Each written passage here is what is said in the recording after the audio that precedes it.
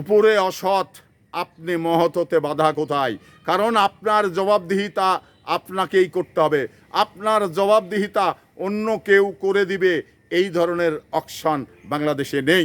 তো এখানে দুনিয়া শুদ্ধি যদি জালিয়াতি করে, আপনি ভালো হতে দোষ কোথায়? কারণ আপনি আপনার জবাব দিবেন, অন্যরা অন্যের জবাব দিবে। তো সেই ক্ষেত্রে অন্যর দিকে আঙ্গুল তুলে আপনার লাভ কি? আপনি পরিষ্কার আছেন কিনা, আপনি পরিষ্কার হতে পেরেছেন কিনা, এটা আপনার কাছে দেখার বিষয়। তো এই জন্যেই আমরা বলি যে ওই মানুষটি এই ধরনের কাজ করেছে, এই মানুষটি এই ধরনের কাজ করেছে। আরে ভাই, ওই ধরনের কাজ করে বা ও করেছে, আপনার লাভ কি? আপনি আপনি নিজে ভালো হন, আপনার দিকে যে কেউ আঙ্গুল তুলতে না পারে সেদিকে লক্ষ্য করুন।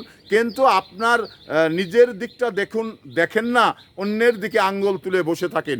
এই মানসিকতা একটা মানুষের জন্য যথেষ্ট খারাপ দিক। কারণ কে কি করলো এটা আপনি যদি তাদের বলেন, শুনবে না, কিন্তু শুনবে না, কারণ আপনাকে আরও অপবাদ দিবে। তো সেই ক্ষেত্রে আপনি না বলে আপনি নিজেকে নিজে মানে সঠিক জায়গায় দাঁড় করান এবং ভালো কিছু করেন, তাহলে কারো দিকে আঙ্গুল তোলা লাগবে না।